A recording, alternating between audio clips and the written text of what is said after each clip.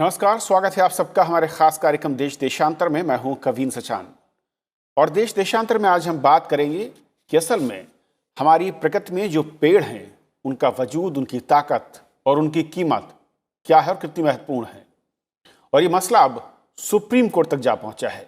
असल में पश्चिम बंगाल में रेलवे ओवरब्रिज बनाने के लिए 356 हेरिटेज पेड़ों को काटने के मसले पर सुनवाई करते हुए भारत के मुख्य न्यायाधीश की अध्यक्षता वाली सर्वोच्च न्यायालय की पीठ ने जनवरी 2020 में एक समिति बनाने का ऐलान किया था और कहा था कि वो पेड़ों की आर्थिक कीमत को तय करे, निर्धारित करे और उनके द्वारा जो ऑक्सीजन की लागत या फिर जो दूसरे लाभ हमें यानी कि मानव जाति को मिलते हैं उसका भी वैल्यूएशन हो और उसको जोड़ा जाए। सुप्रीम कोर्ट की ओर से नियुक्त विशेषज्ञों की 5 सदस्यीय समिति ने पेड़ों के मूल्यांकन संबंधी रिपोर्ट को कोर्ट को सौंप दिया, जिसके मुताबिक 100 साल पुराने एक हेरिटेज वृक्ष की कीमत 1 करोड़ रुपए से भी अधिक हो सकती है। एक पेड़ का आर्थिक मूल्य 1 साल में 74,500 रुपए हो सकता है। पेड़ जितना पुराना होगा उसके मूल्य में हर साल 74,500 रुपए से गुणा किया जाना चाहिए। यह फॉर्मूला उस कमेटी ने सुझाया है और ऐसा पहली बार हुआ है कि जब पेड़ों का आर्थिक मूल्यांकन किसी एक एक्सपर्ट कमेटी की ओर से किया गया हो और वो भी सुप्रीम कोर्ट के कहने पे। लेकिन आपको ये भी बताते चलें कि इस रिपोर्ट को फिलहाल सुप्रीम कोर्ट ने अभी तक न तो स्वीकार किया है और न ही अस्वीकार किया है। इस पर सुनवाई जारी है।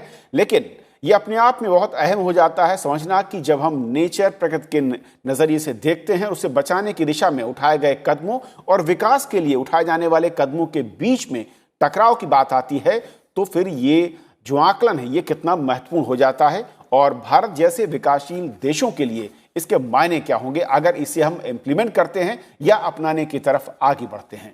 हमारे साथ आर रश्मि साहब हैं, farmer special secretary, ministry of environment, forest and climate change, government of India. आपका स्वागत है सर। हमारे साथ दूसरे खास मेहमान डॉक्टर मुकेश शर्मा साहब हैं, प्रोफेसर हैं, department of civil engineering, IIT Kanpur से। आप दोनों का स्वागत है सर। रश्मि सर, शुरुआत में आपसे करना चाहूंगा कि कैसे देखते हैं कि पेड़ों के जब मूल्यांकन की बात आती है कि उसकी ताकत, उसकी कीमत क्या है, न सिर्फ आर्थिक नजरिए से, क्योंकि एक्सपर्ट कमेटी का पैनल ये भी कहता है कि उसकी लकड़ी, उसका फल या उसके पत्ते, इसके अलावा जो मानव के लिए दूसरी चीजें पेड़ों की ओर से मिलती हैं, चाहे वो ऑक्सीजन की बात करें या फिर बहुत सारे ऐसी चीजें जो हम नजर नहीं आती हैं, उन सब का मूल्यांकन के बाद ये जो आकलन है ये कितना सटीक दिखता है और इसके मायने क्या हैं? बहुत बहुत धन्यवाद कविंद्र जी, ये बड़ा अच्छा मसला उठाया है आपने और अच्छी बात है कि सुप्रीम कोर्ट के मुकदमे की वजह से ये बात लोगों के सामने उभर कर आ रही है। पेड़ों का देखिए प्रकृति के संरक्षण में एक अमूल्य योगदान है। प्रकृति सारी, हमारी प्रकृति की जो संरचना है उसमें पेड़ है, मिट्टी है, जल है, जीव जंतु हैं, जनजीवन है, सब कुछ शामिल है। लेकिन पेड़ों को जिस तरह से बेरहमी से हमने काटा है पिछले 100 सालों में और 150 सालों में औद्योगिक क्रांति के बाद, वो हमारे समाज के लिए बड़ी दुर्भाग्यपूर्ण बात है। और ये अच्छी बात है कि पेड़ों के महत्व को इस मुकदमे के चलते लोगों ने समझा है। पेड़ों का जो मूल्य है सिर्फ इकोनॉमिक मूल्य, आर्थिक मूल्य नहीं है जैसा आपने कहा। उनका एक पर्यावरण की शब्दावली में एक शब्द होता है इकोसिस्टम सर्विस। जो पेड़ जो है हमारी पूरी इकोसिस्टम के अंग हैं और इकोसिस्टम का बना रहना ये इस बात पर निर्भर है कि हम पेड़ों को कैसे संरक्षण देते हैं। अगर पेड़ ही नहीं रहेंगे तो इकोसिस्टम अपने आप असंतुलित हो जाएगा और फिर उस पर जो निर्भर जीव जंतु हैं, बायोडाइवर्सिटी है, हमारा जनजीवन है और हमारी आसमानी ताकतें हैं, ये सारे कुछ उस पर निर्भर है। तो उसका भी एक इकोनॉमिक वैल्यूएशन होता है। इसके लिए अर्थशास्त्र में एक विभाग ही है जो पर्यावरण से संबंधित, इकोसिस्टम सर्विसेज से संबंधित जो सुविधाएं मिलती हैं उसका मूल्यांकन करता है। और ये मूल्यांकन आज पहली बार नहीं हुआ है, ये पहले भी हुआ है। देखिए आप, हमारे यहाँ पहले से एक स्कीम चल रही है, वो भी सुप्रीम कोर्ट के निर्देशों के तहत ही चल रही है। उसका नाम है कॉम्पेंसेटरी अफॉरेस्टेशन फंड। ये प्रोग्राम काम्पा फंड एक मंत्रालय के तहत बनाया हुआ है, जिसमें पेड़ों का जो NPV होता है, नेट प्रेजेंट वैल्यू, उसका आकलन किया जाता है, जब भी कोई इकोनॉमिक प्रोजेक्ट लगता है तो उसमें जो पेड़ों को नुकसान होता है, क्षति होती है, उसका वैल्यू सिर्फ उसकी टिम्बर के वैल्यू के आधार पर नहीं, बल्कि उसका जो इकोनोसिस्टम सर्विसेज का उसका योगदान है, उसके पूरे लाइफ टाइम साइकिल के अंदर उसका जो योगदान होता है, उसका मूल्यांकन करके उसका नेट प्रेजेंट वैल्यू आंका जाता है। और ये सिलसिला पहले से चला आ रहा है, लेकिन अच्छी बात है कि ये जो राशि है 74,000-75,000 प्रति पेड़, ये थोड़ा ये एक राशि ऐसी उभर कर सामने आई है जो पहले लोगों के सामने नहीं थी। तो लेकिन इससे लक्षित यह होता है कि पेड़ों का मूल्यांकन हम सिर्फ उनके आर्थिक मूल्य के आधार पर नहीं, बल्कि उनके इकोसिस्टम सर्विसेज में उनके योगदान के आधार पर हमें करना चाहिए, और ये बड़ी अच्छी बात है और इसके लिए प्रावधान होना चाहिए सारे इकोनॉमिक प्रोजेक्ट्स में। बिल्कुल रश्मि सर, आपने बिल्कुल सही कहा कि जो कैंपा फंड बनाया गया था सुप्रीम कोर्ट के निर्देश और गाइडलाइंस के तहत, और लेकिन ये मुझे ऐसा लगता है कि शायद पहली बार ऐसा नजर आएगा कि जब अभी तक हम देखते थे कि जो प्रोजेक्ट लगाए जाते थे डॉक्टर मुकेश जी, उसको लेकर ये था कि जितने पेड़ आप काट रहे हैं उससे या उसके कुछ गुना आप जो है उसका ज़्यादा संख्या में आप पेड़ों को लगाएंगे, या फिर ये कहा जाता था कि उसकी बजाय आप किसी दूसरे इलाके में उतने ज़्यादा पेड़ों को आप रोप दें। लेकिन जब हम आर्थिक मूल्यांकन देखते हैं और किसी भी हेरिटेज प्लांट या पेड़ की बात करें, 74,500 रुपये एक साल की उसकी वैल्यूएशन की बात आती है। अब सवाल यह कि देश भर में जब हम अलग अलग प्रोजेक्ट्स को देखते हैं और वहाँ पर पेड़ों को हटाने, काटने, छांटने की बात आती है, और अगर इस वैल्यूएशन के साथ उसको जोड़कर देखें तो न सिर्फ पर्यावरण बल्कि मानव जाति के लिए, हम सब के लिए ये कितना बड़ा लॉस अब तक हम नजर आता है। देखिए कि इसका जो नया तरीका निकाला है मूल्यांकन का, वो एक ऐसा लगता है, प्रतीत होता है कि काफी कॉम्प्रहेंसिव तरीके से, काफी डिटेल्ड तरीके से शायद ये तरीका निकाला गया है।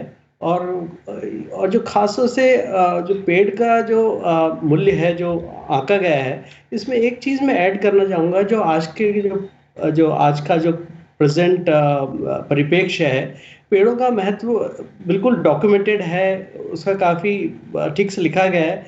लेकिन जो प्रेजेंट कॉन्टेक्स्ट जो है, खासतौर से जो ग्रीन हाउस गैस सिक्वेस्ट्रेशन जो ये करते हैं, और जो सबसे बड़ी समस्या आज हम महसूस कर रहे हैं, वो है ग्रीन हाउस गैसेस की, टेम्परेचर इंक्रीज की। और इनफैक्ट ऑल दी एग्रीमेंट्स, चाहे पेरिस एग्रीमेंट कहें या जो भी एग्रीमेंट्स हैं, उसके अंदर पेड़ों का महत्व उस एंगल से भी, उस दृष्टिकोण से भी बहुत ज़्यादा रखा गया है। तो वैल्यू एक जो निकाली गई है, उसको ठीक से हमको समझना पड़ेगा कि किस किस चीज़ों के तहत उसका मूल्यांकन किया गया है।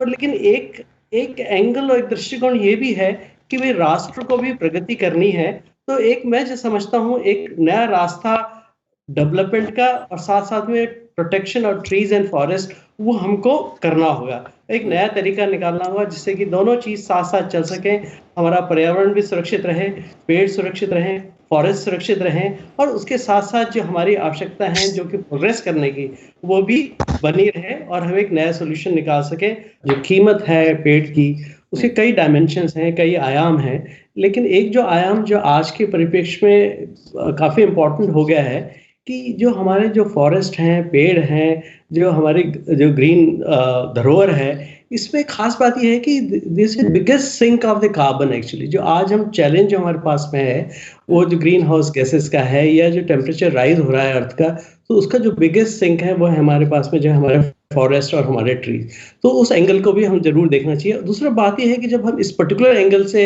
और दृष्टिकोण से हम जब देखते हैं, तो उसमें अबव द, जो टर्म यूज करते हैं हम, above the ground biomass and below the ground biomass. So it's not just the tree which you see from outside, जो अंदर के जो जड़ें हैं वो भी अपने आप में एक बहुत इंपॉर्टेंट रोल प्ले करती हैं for the sequestration. Varshney sir, जो दोनों मेहमानों हैं उनकी आपने राय सुनी, किस तरीके से आप देखते हैं कि जो एक्सपर्ट पैनल है जिसने कहा है कि जो पहली बार ऐसा लग रहा है कि इतनी बड़ी रकम है किसी एक पेड़ की जो आर्थिक वैल्यू है, उसके साथ साथ जो टोटल वैल्यूएशन उसका किया गया है 74,500 रुपये एक साल अगर कोई पुराना पेड़ है, और भारत जैसे देश में जहां पर विकास को लेकर बहुत सारे प्रोजेक्ट्स चलते हैं, वहां पर अगर इस वैल्यूएशन को आप कैसे देखते हैं, वो ठीक है, पहला सवाल। और दूसरा ये कि इसको अगर हम साथ इम्प्लीमेंट करना चाहें, इसकी तरफ बढ़ना चाहें, तो इसका फायदा या नुकसान या क्या चुनौतियां नजर आती हैं?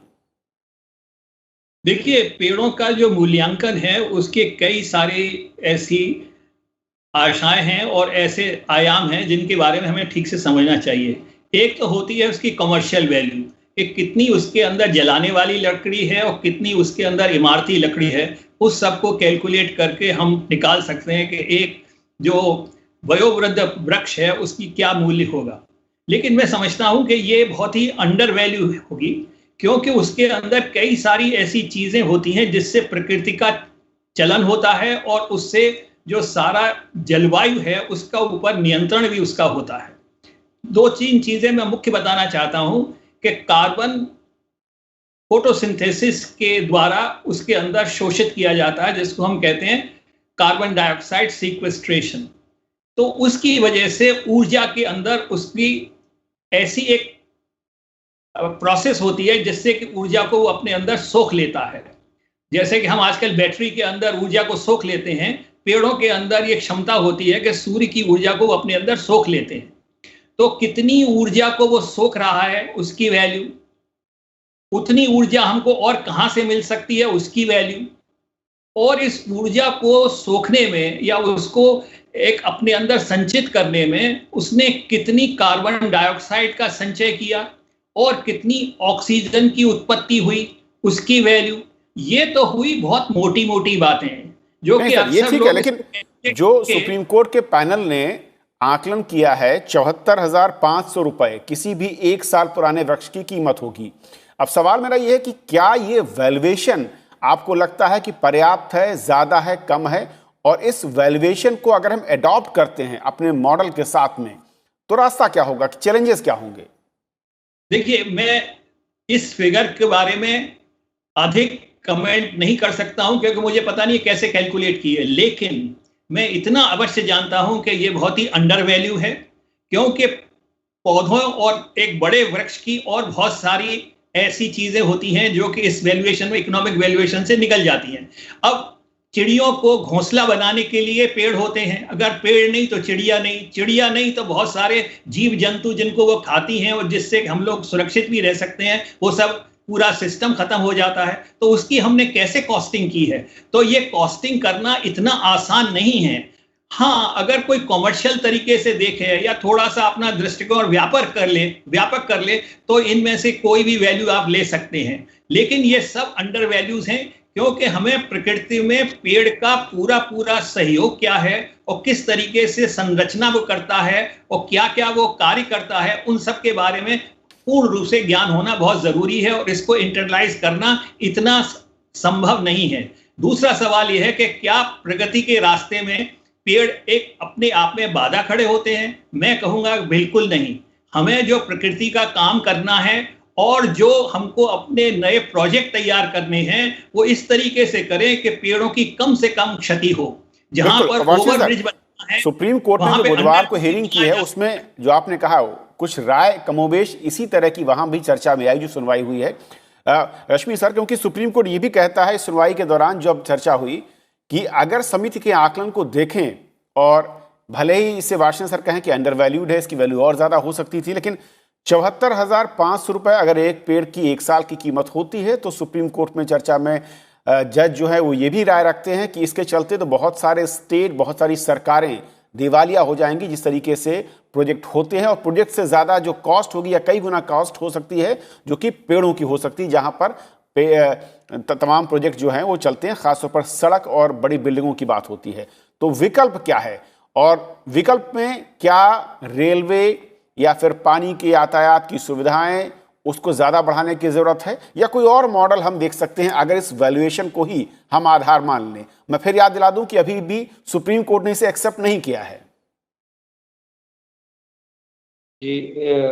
जी कविन जी, ऐसा है कि जहां पेड़ों को क्षति होती है किसी भी इकोनॉमिक प्रोजेक्ट के चलते, तो वहां उसकी भरपाई करना तो आवश्यक है, पर्यावरण के संरक्षण के लिहाज से भी और कमर्शियल वैल्यू के लिहाज से भी। यह बात सही है कि हमें सामंजस्य बनाकर चलना है। जहां कुछ अनअवॉइडेबल इकोनॉमिक प्रोजेक्ट्स हैं उन्हें तो हमें लागू करना ही है, लेकिन अगर पेड़ों को उसके चलते क्षति होती है जो, और उन क्षति को हमें मिनिमाइज करना है जैसा वार्षण जी ने कहा, लेकिन उसका कितना वैल्यू होना चाहिए इस पर विवाद हो सकता है, उस पर अभी बहस हो सकती है।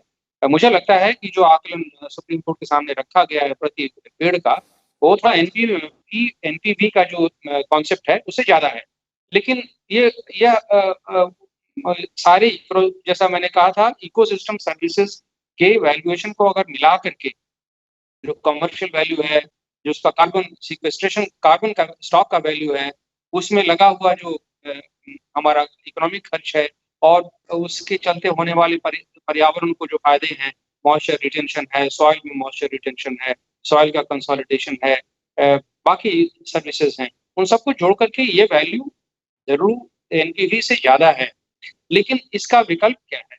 हमें यह तो आवश्यक है कि हमें प्रोजेक्ट्स इंप्लीमेंट करने हैं, तो हमें इसका एक बीच का रास्ता निकालना होगा।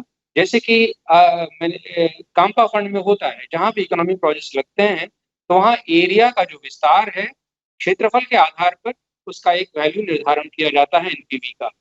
और मैं ग्रीन इंडिया मिशन के तहत काम कर चुका हूँ, तो वहाँ मैंने देखा था कि प्रति एकड़ करीब 50,000 से लेकर के 1.25 लाख 2 लाख प्रति एकड़ तक उसका वैल्यू दिया जाता है, और काम्पा फंड में इसको डालना पड़ता है। तो यह एक वैल्यूएशन की व्यवस्था पहले से चली आ रही है, इसे लागू करना आवश्यक है। यह तो स्टैट्यूटरी कानूनी दायित्व है किसी भी प्रोजेक्ट प्रोपोनेंट का। इसमें बढ़ोतरी हमें कैसे होगी? बढ़ोतरी हम सिर्फ इकोनॉमिक प्रोजेक्ट्स के आधार पर नहीं कर पाएंगे। मुझे लगता है इसके लिए हमें एक मार्केट मैकेनिज्म बनाने की आवश्यकता है, जहां पर अगर हम किसानों को इंसेंटिवाइज करें पेड़ लगाने के लिए, और पेड़ का वैल्यू हमें उनको दे, जैसे हम एमएसपी देते हैं किसी भी फसल के लिए, जैसे कि धान के लिए, गेहूं के लिए हम एमएसपी देते हैं, वैसे ही पेड़ों को उगाने के लिए, लगाने के लिए हमें एक एमएसपी निर्धारित करना चाहिए। उसमें कार्बन के वैल्यू के आधार पर कम से कम, अगर इकोसिस्टम सर्विसेज के आधार पर नहीं कर पाए तो कार्बन स्टॉक के आधार पर करें, तभी हम पेड़ों को बचा पाएंगे और पेड़ों का आगे भी हम प्रकृति के संरक्षण के लिए उपयोग कर पाएंगे। डॉक्टर मुकेश जी, क्योंकि वर्ल्ड वाइड अगर हम विकल्पों की बात करें, कई देशों में किसी एक पेड़ को, जो कि पुराने पेड़ हैं, उनको उखाड़ कर दूसरी जगह ट्रांसफर करने की बात आती है, और वो टेक्निक बहुत सही तरीके से काम भी करती है। किस तरीके से विज्ञान या फिर नई तकनीक इसमें मदद कर सकती है? क्योंकि आर्थिक नज़रिए से देखें तो ऐसा लगता है कि बहुत बड़ा बोझ हो सकता है अगर हम डेवलपमेंट के स्कीम के साथ इस मूल्यांकन को जोड़ दें तो। जी, एक्चुअली हम सबको सॉल्यूशंस देखने पड़ेंगे। तो उसमें जो है आपने बताया कि जो ट्रीज को रीप्लांट कर देते हैं, इसकी टेक्नोलॉजी काफ़ी एडवांस हो गई है। उसमें नॉट ओनली द इक्विपमेंट एक महत्वपूर्ण बात है, बड़े बड़े इक्विपमेंट की आवश्यकता होती है, और वो पहले उस पेड़ के जो जड़ों का असेसमेंट करते हैं कि जड़ें किस तरह से फैली हुई हैं, कितनी डीप है और किस डायरेक्शन में जा रही हैं। तो कई बार जड़ें जो होती हैं वो कॉनिकल होती हैं, मतलब, या कई बार वाइड स्प्रेड सर्कुलर स्टाइल से होती हैं। तो वो टेक्नोलॉजी जो है, मशीन्स, वो उसको उसी तरीके से ग्राउंड कटिंग करके डेप्थ तक जाता है और उसको फिर वो पूरा का पूरा लिफ्ट कर लेता है। लेकिन आवश्यकता ये होती है कि जिसको जहां रिप्लांट करना है उसको, वहां की सॉइल का पीएच, जो कि इन ए वे एसिडिटी है, सो उनका जो वाटर ड्रेनेज सिस्टम है, क्योंकि एक पेड़ को आपने उखाड़ कर रिप्लांट तो कर दिया, उससे ज्यादा उसका महत्वपूर्ण है उसका सर्वाइवल होना जरूरी है। तो एक टेक्नोलॉजी उसको लिफ्ट तो कर सकती है, लेकिन सॉइल को उसको अडॉप्ट करना, पेड़ अपने आप को सॉइल पे अडॉप्ट कर सके और सॉइल पेड़ को अडॉप्ट कर सके, वो एक इशू है। वो एक बहुत महत्वपूर्ण बात है। पर हमको सॉल्यूशन तो निकालने ही है, चाहे हमको इस टेक्नोलॉजी के हिसाब से चलें और पेड़ों के नंबर ऑफ ट्रीज को बढ़ाने को उस एंगल से भी। तो टेक्नोलॉजी काफी एडवांस हो गई है और ये हमको एक बड़ा इंपॉर्टेंट सॉल्यूशन प्रोवाइड करती है to save the trees. Varshney sir, क्या सॉल्यूशन है? क्योंकि सड़क भी चाहिए और पेड़ भी चाहिए, और दोनों एक साथ कहा जरूर जाता है कि बैलेंसिंग होती है, हो सकती है, लेकिन ऐसा लगता है, अब तक के अनुभव बताते हैं कि मुमकिन उतना नहीं, उतना आसान नहीं है। देखिए, ये जो बैलेंसिंग की बात की, ये बहुत आवश्यक है, लेकिन इसके बारे में हमें गहराई से सोचना पड़ेगा। यहाँ पे दो चीजें बड़ी साफ हुई। एक तो बताया कैंपा कि एक फॉरेस्ट की या एक ट्री की वैल्यू निकाल के उसको डिपॉजिट कर दी जाती है। अब सवाल यह है कि क्या पैसा सरखानी खजाने में डिपॉजिट हो गया तो उससे पेड़ बन गया? कैंपा आज से 25 साल पहले से शुरू हुआ है, अभी तक वो धनराशि रखी हुई है, पौधे लगे नहीं हैं। तो समझ में ये नहीं आता जो कैंपा का असली उद्देश्य है, क्या हमने उसको अचीव कर लिया?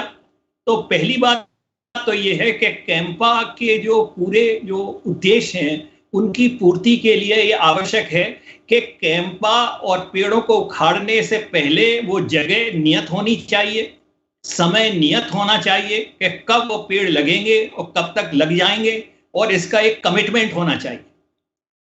दूसरी बात यह है कि एक ट्री ट्रांसप्लांट की टेक्नोलॉजी आज की नहीं है, बहुत दिनों से है, और जितने वनस्पत शास्त्री लोग हैं उन्होंने इसको बहुत दिनों से परफेक्ट किया हुआ है और ये संभव है, और बहुत जगह ये सक्सेसफुली किया भी जाता है। लेकिन जहां हजारों पेड़ का मामला हो वहां पर ये फिर अगेन धनराशि का मामला आता है।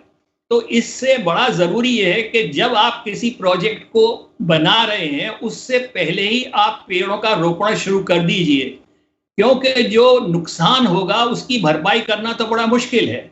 तो दो रास्ते हैं। पहला कि अपने प्रोजेक्ट को इस तरीके से हमें डिजाइन करना है कि कम से कम पेड़ों की क्षति हो। कई सारे हमारे पास में इसके जो ऑल्टरनेटिव्स हैं वो अवेलेबल हैं। Okay sir. कई जगह यूनिवर्सिटियों का और बिल्डिंगों का इस तरीके से निर्माण हुआ है कि पेड़ जो रास्ते में आते थे उनको बचा करके निर्माण किया गया है, लेकिन फिर भी कुछ पेड़ों को हमें सेक्रीफाइस करना पड़ेगा, और जो उनकी कीमत है वो तो हम भरपाई नहीं कर सकते हैं, लेकिन ये डेवलपमेंट की कॉस्ट है जो कि हमको भुगतनी पड़ेगी।